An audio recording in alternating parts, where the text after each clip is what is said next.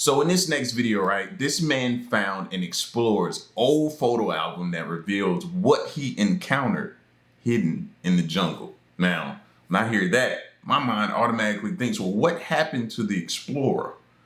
Right? I always tell y'all, man, you hear these stories about people surviving in the jungle and stuff like that. They don't always talk about the ones who don't survive. If I had to guess, I believe it was more who don't survive the jungle than actually do. The ones who do are an anomaly. So don't be thinking you can just go out in the jungle and just come back, get dropped off in the middle of the jungle and then come out of there alive like that. No. It's a different world in there. It's another world in there. But we're going to check out and see what he encountered. So if you're new, you know what to do. Hit that subscribe button. Join the family. Let's check this out. Many foods and medicines come from our planet's jungles. They clean the air we breathe, they regulate the Earth's climate, and they're home to millions of plant and animal species, as well as millions of people. Sorry, that went to my childhood right here. I'm going to try to see if I can stop it on a dime at the right time. Hold on. And they're home to millions of plant and animal. Tell me the name of that movie on the screen, on the right side, far right of the screen. Tell me the name of the movie in the comment section. If you do, then you were like me, bro. This was one of my movies as a kid in my childhood, bro. All right, put it in the comment section. I'm going to tell y'all now. Little Shop of Horror. Animal species, as well as millions of people. But that's not all. You're about to see a darker side of these fascinating places. 20 creepiest jungle discoveries ever made.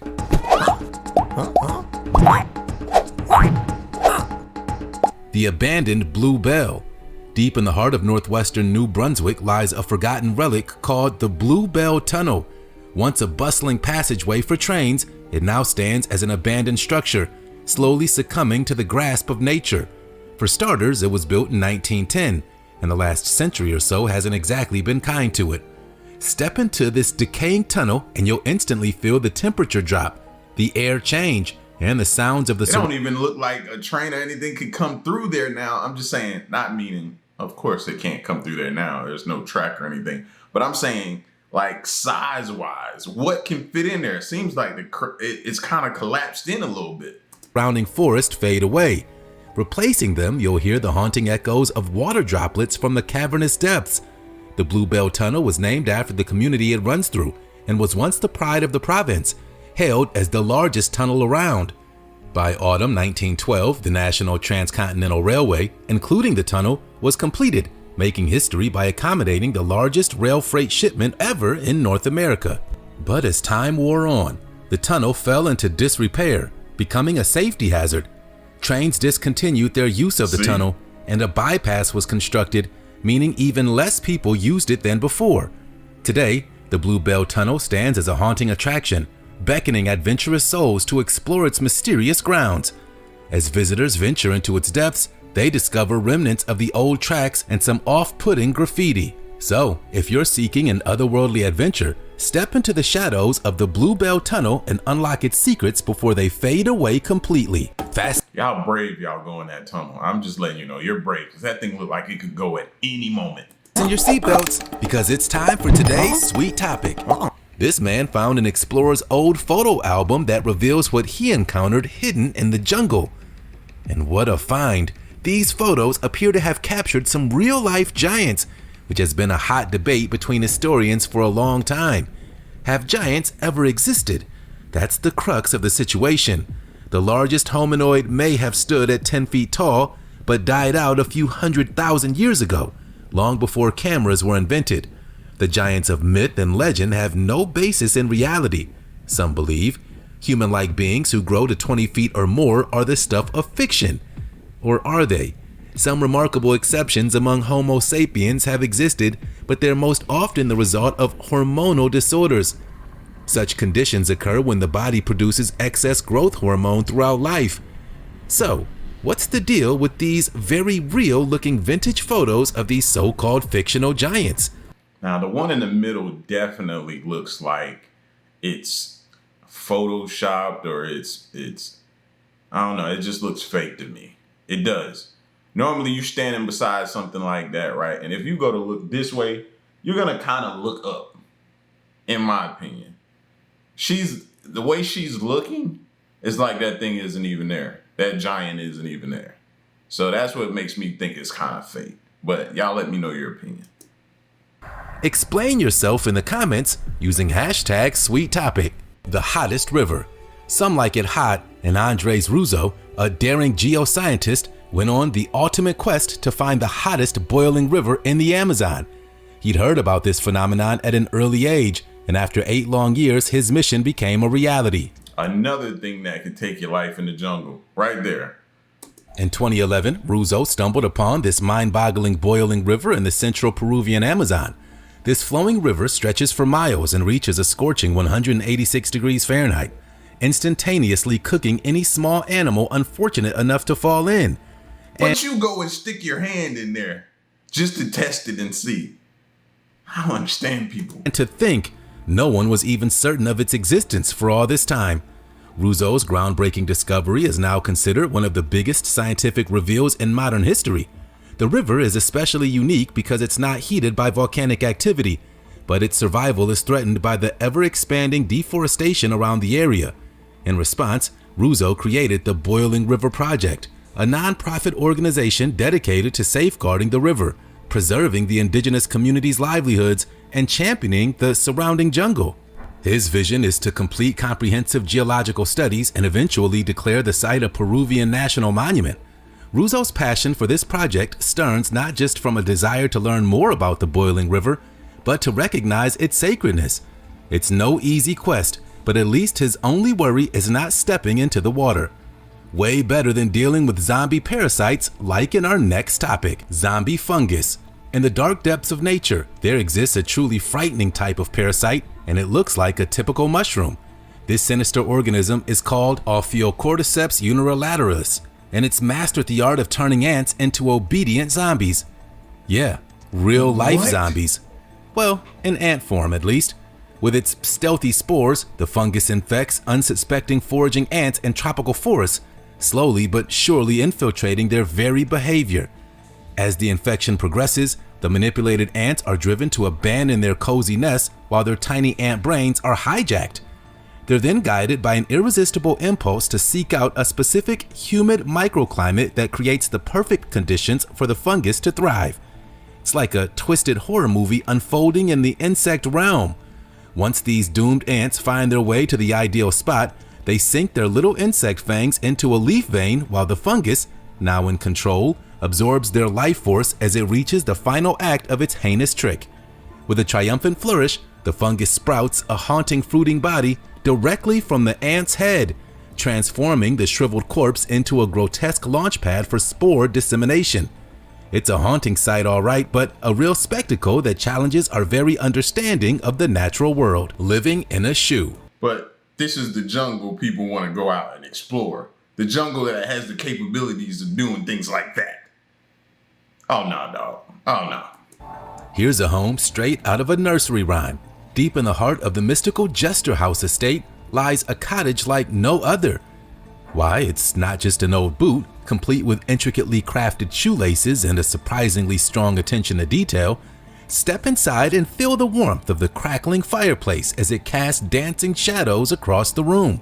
A little old lady has to live in there. Has to. The cute kitchen is just waiting for you to prepare a meal or two, while the bathroom boasts a rather intimate shower. At the top of the spiral staircase, you'll discover a queen-sized bed adorned with luxurious linens. From the Juliet balcony, you can gaze at the moonlit pond and enchanting gardens with their fragrance filling the air.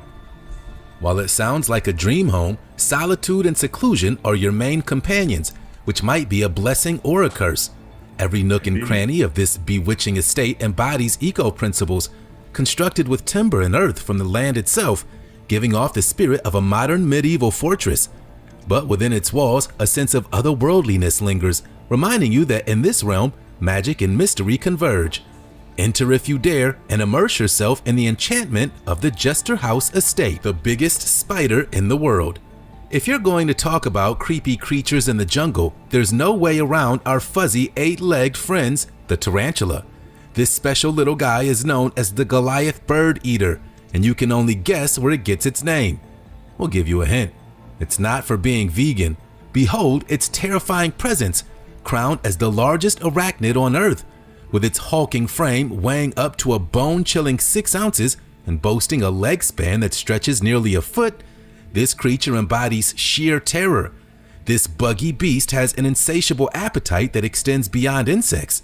Legends of its bird-eating prowess originated from an engraving centuries ago, forever branding the entire Theraphosa genus with this ominous title of bird eaters. Located throughout the untamed depths of the Amazon in South America, the Goliath bird eater preys on unsuspecting victims. Its lethal inch-long fangs act as venomous syringes that can inject paralyzing neurotoxins with just a bite. Once ensnared, the doomed creature is dragged back to the Goliath's burrow. And let's just leave it at that. Instead of relying on vision, it utilizes specialized leg hairs that detect even the slightest vibrations, alerting the monstrous spider to encroaching danger. And although it lacks the traditional web-spinning abilities, this spider isn't afraid to build its own nest beneath the forest floor to catch unsuspecting meals for later. If you're brave enough for the Amazon, enter the realm of the Goliath bird eater if you dare, walking among trees. Now, what could be creepier than a creepy crawly? We're guessing that you didn't guess it'd be a plant. The Socratia exoryza, commonly known as the walking palm, isn't just any plant, but one that'll make you question how far a tree can really go. It resides in the tropical rainforests of Central and South America, but it's said to embark on journeys through the forest, even if it's a leisurely pace. Like the mythical Ents from Tolkien's epic Lord of the Rings saga, the walking palm shifts its position as new roots emerge, gradually propelling it in a chosen direction. Stories of the walking palm have circulated among rainforest guides for years, and the phenomenon was first scientifically proposed by John H. Bodley in 1980. According to his observations, the palm employs its root system to walk away from its origin point when obstacles such as fallen trees threaten its growth. While the tree's true mobility remains contested, scientists continue to delve into the mysteries of the walking palm and its extraordinary root system. Some theorize that these specialized roots provide stability in swampy environments, while others propose that the still roots let the palm reach for light without increasing its stem range. But at the end of it all, none of these hypotheses have been verified as fact. So if you want to find out the truth for yourself, why not challenge one of these trees to a foot race, a stinky parasite? Imagine everything else you got to deal with, and then you wake up one morning in the jungle, and you're like, that tree, it was a tree right there, wasn't it? You be thinking you losing your mind out there. You didn't tell me that tree ain't there. That tree was there yesterday. I know that tree. I've only been asleep for a few hours. Trees that walk are one thing, but dangerous flowers are on a whole other level. Just calling the Rafflesia arnoldi a plant feels like an insult to the rest of its kind. We're still learning about the unsettling secrets this demon really has, but the story begins with a minuscule seed hidden beneath the bark of a woody vine, the size of sawdust. After an unknown passage of time, a parasitic bud emerges resembling a golf ball that merges seamlessly with its host, the tetrastigma vine. Should the bud survive, which is easier said than done, it morphs into a grotesque cabbage-shaped bulge and finally culminates in the monstrous and ghastly bloom of the Rafflesia, a blood-red flower adorned with polka dots that may not look off-putting, but the smell sure is. It emanates a putrid stench that most folks have compared to decaying flesh. But if you're really worried about running into one of these smelly guys, you should know that the fate of this flower is currently uncertain. There are approximately 30 known species to date of this genus, confined solely to the rainforests of Southeast Asia alone. The plants currently face imminent doom due to the destruction of their habitat and the ruthless pursuit of their medicinal properties, not to mention how difficult and unlikely it is for them to reproduce on their own. Ironically, because it's a parasitic entity, it's become its own worst enemy by being too picky with its choice in food. Off the southwest coast of South Andaman, India, is North Sentinel Island. It's a remote place and home to the Sentinelese tribe, the world's last and most isolated Stone Age community. It's a place where no one's wondering what the scoop on Twitter is, nor have they ever seen a hilarious cat video. Over the course of 2 millennia, the Sentinelese have only encountered researchers and slave raiders. Descriptions by... Now, I know how dangerous they are. We've talked about them a million times. But could you imagine being able to see what their day-to-day is like without social media? Like I said, without Twitter, Instagram, Facebook, without everything that's going on in the news, destruction, people trying to do something to you, robberies, murders. Like, they don't have to deal. I would love to see how life is minus everything that we deal with on a day-to-day basis. By Marco. They gotta live one of the best stress-free lives, other than dealing with what they have to deal with in the jungle. Polo, a 13th century explorer, paint a horrifying picture of the tribe as a violent and cannibalistic group with an insatiable appetite for human flesh, but that doesn't seem to be quite accurate. Little was actually... I was about to say violent or protective. It's two different things. They're protecting their people. ...known about their way of life, but studies indicate genetic similarities between the Sentinelese and African groups, supporting the theory of early human migration through southern Asia. The Indian government estimates the Sentinelese population to be between 50 and 100 individuals via aerial photography, since they can't contact them directly. Their surveys also revealed that there's no evidence of agriculture, meaning that the tribe seems to be thriving purely on fishing, hunting, and gathering wild plants. How do you think they'd feel about a cheeseburger? Unfortunately, they'll probably never get that chance, since India has implemented policies to respect and preserve their way of life. The Sentinelese receive special legal protection under the particularly vulnerable tribal group status, which restricts entry and prohibits photography or filming of tribal members. So, this is basically everything we've got on them. The potoo bird. You don't want to mess with this little guy. The common potoo is not so friendly and native to South and Central America, from Bolivia to Venezuela. Although it's mostly dwelling among trees, spotting it is a bit harder than the typical bird watching challenge. Its light feather colors work as a clever camouflage against tree bark, effectively resembling a broken branch when it stays completely still. If you happen to shine a light on a tree at night and spot a pair of vibrant orange eyes looking back at you, congratulations. You may have stumbled upon a potoo. Try not to scream in terror. This amusing bird emits a distinctive call that resembles the sound boo, boo. Maybe that's where the name comes from. These solitary creatures are generally active during the night, like owls. As insectivores, they rely on a diet of various buggy creatures, including moths, fireflies, termites, and grasshoppers. Common potoos are monogamous, meaning they remain with a single partner for their entire lives. So, keep an eye out for two potoos. While the common potoo is not currently classified as endangered, deforestation continues to devastate forests across South and Central America, posing a potential threat to the potoo's habitat. By taking action to ensure its survival, we can prevent a future where this unique bird loses its home. Mushroom mayhem. In the depths of Queensland's wet tropics, you'll find the Bristly tropical cup, a pink cup fungus that grows on decaying wood and features long, pale hairs, creating a somewhat unsettling sight. While its appearance may be eerie, the real horror lies in its microscopic world where its spore sacs mature together. If that isn't off-putting enough, the way its sac grows will eventually lead to a grow release of spores when water fills it to the top. Despite its unnerving nature, the Bristly tropical cup does serve to inspire others, mostly the nerds who love fungi to the point that it gets a bit creepy. But these weird little organisms really found a way to captivate those drawn to their dark allure, adding a touch of malevolence to the already intriguing world of fungi. The biggest, darkest cave. Hidden within the depths of Vietnam's Phon Nha Ki Bang lies a naturally guarded secret. We're talking about the Son Doong cave, an unparalleled abyss shrouded in total darkness. This foreboding cavern is the largest in the world, with a cloaked entrance to keep others out. It was discovered by chance from the shadows just 3 decades ago. A local farmer named Ho Khan sought shelter from a terrible storm in the jungle and stumbled upon this ancient wonder. However, the cave's exact location slipped from his memory, and it would take nearly 2 more decades to rediscover the dark hiding spot. In a twist of fate, he crossed paths with the cave again in 2008, and this time made a point to remember where it was. Shortly after, explorations began, and its status as the largest cave on Earth was confirmed.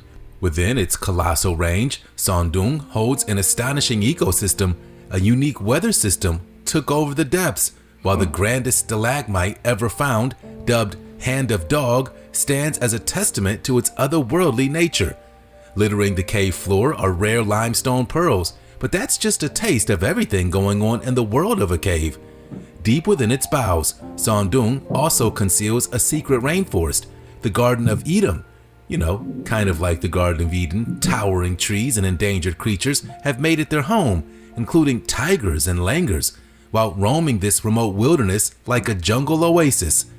Son Doong's secrets beckon the brave, daring them to face the terrors that lie within its desolate chambers. Will you dare to tread the path of the darkness and witness the chilling wonders of Son Doong, the lost city in the sky? In the heart of Sri Lanka lies the ancient marvel of Sigiriya, a lost city perched atop Lion Rock. Despite its name meaning Little Rock, the floating summit is a steep climb, reaching around 180 meters above the plains and 349 meters above sea level. The magical peak has served as Sri Lanka's political hub for the last 15 years, while the well-preserved ruins remain a popular tourist destination. It was constructed during King Kasyapa's reign in the late 5th century AD, and it was a fortress spanning acres of land. The royal palace, occupying almost 4 acres on the summit, consisted of lower and upper palaces and awe-inspiring palace gardens with water pools. The iconic lion's paw, symbolizing Lion Rock, still stands at its base, though the lion's head has eroded over time. The mystery of how and why such a city was built atop a mountain in ancient times has yet to be solved, but local legends believe its construction is a dedication to the god themselves. Monks were the only people to live here for a long while, at least until it was rediscovered by Europeans in the early 1800s. In 1982, it was designated a UNESCO World Heritage Site, leading to increased efforts in safeguarding its artistic and architectural treasures. Sigiriya stands as a testament to ancient engineering and architecture.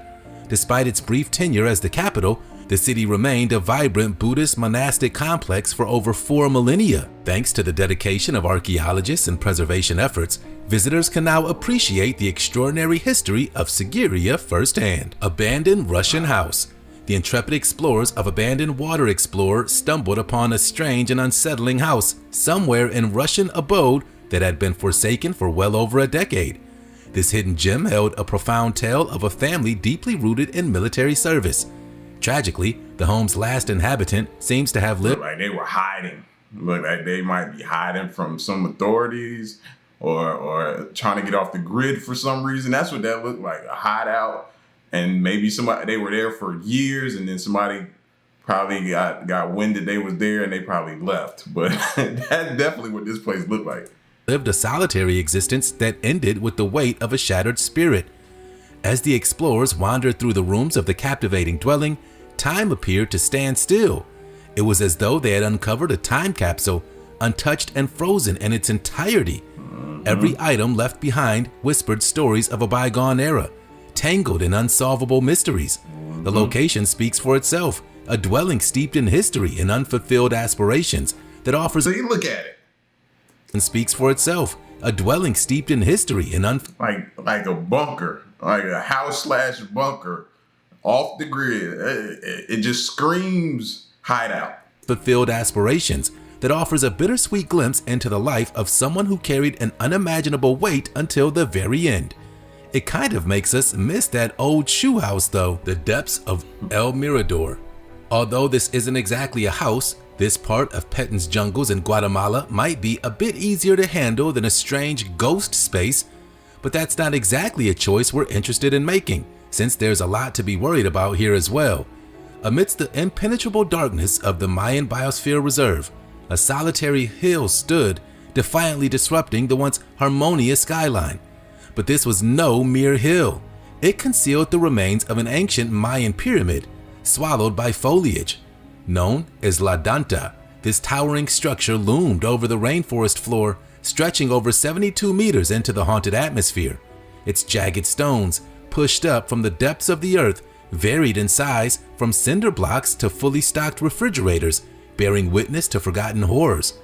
La Danta, a silent sentinel of the past, has been said to have an aura of wickedness, as if guarding ancient terrors locked away within its moss-covered walls. The wind, full from the mournful cries of unseen entities, carried a haunting question. How was such a monstrosity built without the help of modern tools or beasts of burden? It doesn't even look like enough light to call it daytime can make it through some denser parts here. As the explorers trudged back through the same treacherous path, they could not escape the haunting allure of El Mirador. They say they'll be back, but we'd rather stay away. Satanic leaf gecko. Madagascar is more than just a family-friendly movie. It's a real place full of real and strange creatures. Take the satanic leaf-tailed gecko, for instance. This reptile, with its exceptional appearance and leafy... Listen, that joker there is good. He's good. You know what I mean? Their ability to just camouflage, like, imagine yourself walking, you would not see him. You would not see him. And the fact that they can do that, and I think some snakes can do that too, it's scary. Tail is a product of natural selection. Found exclusively in Madagascar, these geckos come out at night to hunt, targeting a wide range of prey from insects to even young mice. Despite their predatory prowess, they face threats from birds, snakes, and rats, which is typical for most lizard kind. When cornered, the gecko unleashes a menacing display, employing its wide mouth, chilling cries, and reddish tongue to deter adversaries. Its tail serves as a tool for deception, confusing attackers or enabling agile escapes through the treetops. The gecko's true mastery lies in its camouflage, flawlessly resembling a dead leaf. Nobody really likes those, so it stays safe as long as it doesn't move. Varying shades of beige, gray, and brown, coupled with moss-like spots, allow these creatures to seamlessly blend into their surroundings. By day, they remain motionless, clinging to branches or concealed among decaying foliage, skillfully utilizing their leafy tails for further camouflage. Larger species flatten themselves against tree trunks, using adhesive feet and fringed edges to erase their outlines. This deception fools most predators, but especially the birds. Remarkably, similar strategies have evolved independently in Australian leaf-tailed geckos, despite their distant relation. Throughout generations, those with superior adaptations have survived, passing down their genes and thriving in their environment. Who knows what the next generation will be capable of if these guys are doing this well? The monster turtle. Yeah, that one gecko, the gray one, let me go back to him. Where he at? Him at the top. He wins the award for best camouflage disguise in a jungle setting. He wins the award. That is the best I've ever seen. I don't know, that was crazy. They got talent. Emerging from the murky depths of the Amazon, a creature of unsettling appearance manifests in the form of the Matamata turtle. Its shell, rough and knobby, bristles with spherical cones, like ancient curses etched into its very being. Like turtle / samurai soldier or something like that. He's samurai. It takes on a bit of a gross shape, with a wide, flattened neck made up of like warts, fringes, and ridges. Not exactly the petting type of animal you'd want to spend time with, but it's the long snout, resembling a sinister snorkel, that sets dread in motion. Samurai the warrior. Matamata turtle mostly sticks to the shadows, as its sight is on the weaker side compared to most animals. So instead, it relies on an arsenal of adaptations.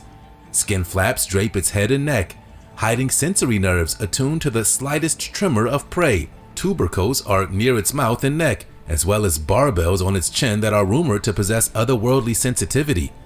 Juvenile creatures bear the color of ancient blood on their shells, their plastrons glowing with the hue of lost souls.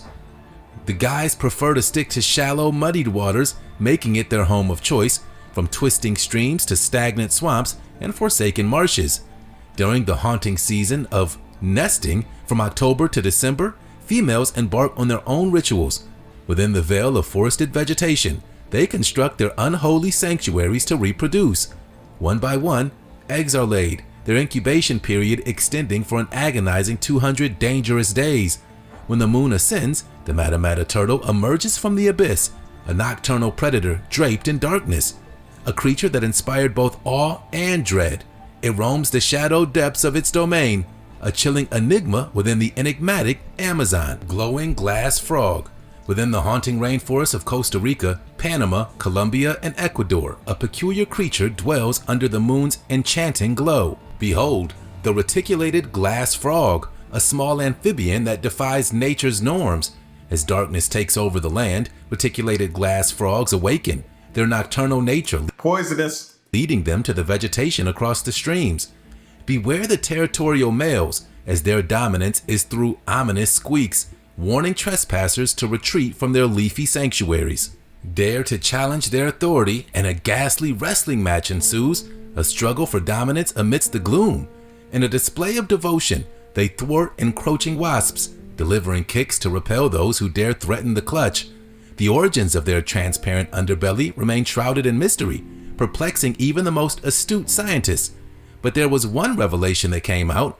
The spotted pattern across their backs looks an awful lot like a mass of eggs, meaning that their camouflage scheme is devised to confuse predators looking for an easy meal of frog legs.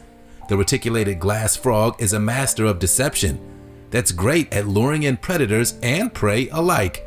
A creature of the night, it dances amidst the rainforest's haunted aura, with its translucent guise as a testament to the twisted wonders lurking. You see the heart, different organs, intestines. That joker is definitely glass. Within the depths of the unknown. The true Tarzan, hidden deep in the Vietnamese jungle, a real-life Tarzan. No Ho way. Van Lang forged a thrilling existence for himself, unaware of the existence of women for an astonishing 41 years. Can you imagine what kind of lifestyle he led?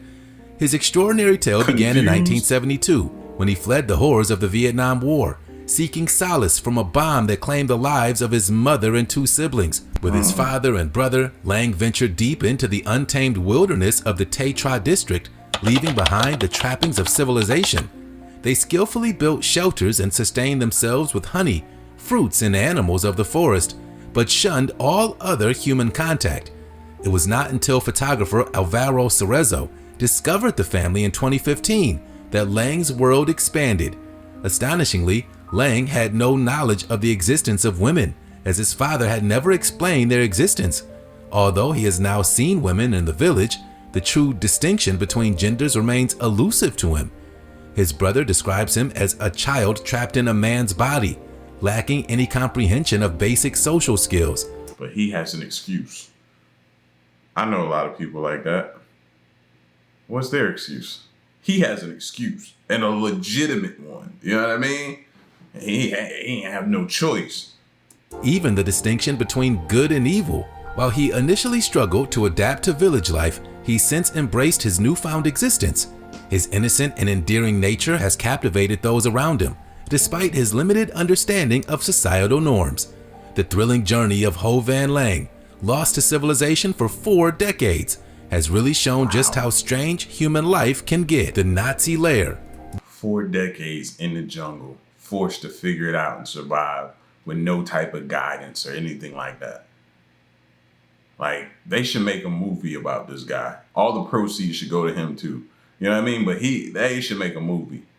Not like Tarzan, like some real life type stuff. Jungles aren't exactly known for their political landscapes, although they do make great hiding spots. In the secluded part of a remote jungle region out in Argentina, archaeologists have stumbled upon chilling remnants of a dark past. These ruins, concealed within the Tayu Quarry Park near the border with Paraguay, are apparently believed to be Nazi hideouts. These spots were intended as sanctuaries for top leaders in the event of Germany's defeat in World War II. But how did they end up in this kind of state? As the team of researchers delved deeper into the desolate buildings, their findings only grew to be more uncomfortable. They uncovered 5 German coins bearing the mark of the Nazi regime, as well as a porcelain plate inscribed with the foreboding words, "Made in Germany." While it might not seem that special at a glance, it's really the implications that set off these red flags. In the midst of the war, the Nazis had devised a secret project to construct these inaccessible places in deserts, mountains, cliffs, and even the heart of the unforgiving jungle. There are multiple other sites, all a bit similar yet different from each other, and fueled by the desperation of impending defeat, to ensure the survival of their nefarious leaders. But the aftermath of the war saw the Argentine president, Juan Perón, opened the doors of the nation to thousands of Nazis and European fascists seeking refuge, so the site really didn't get much practical use. The Jungle City. Angkor is an epic archaeological site in Southeast Asia.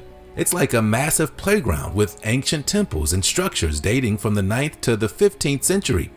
You got the iconic Angkor Wat and the Bayon Temple with its dazzling sculptural decorations. This place was once the center of the mighty Khmer Empire that shaped the region's culture and history. It's even been recognized by UNESCO in an attempt to preserve this symbolic and magnificent site. They've got a whole program in place to make sure it's taken care of. But Angkor is more than just history and amazing architecture.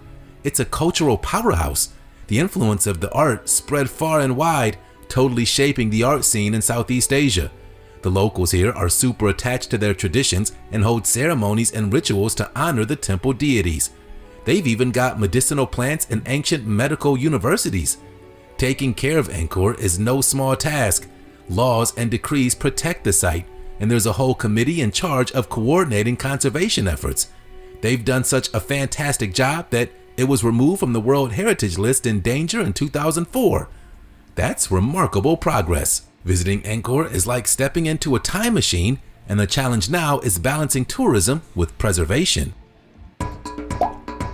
Listen, man, if any of y'all think y'all had it rough, I'm going back to the dude that ended up being in the jungle for a long period of time and figuring it out. You think your life is hard? Imagine having to deal with that.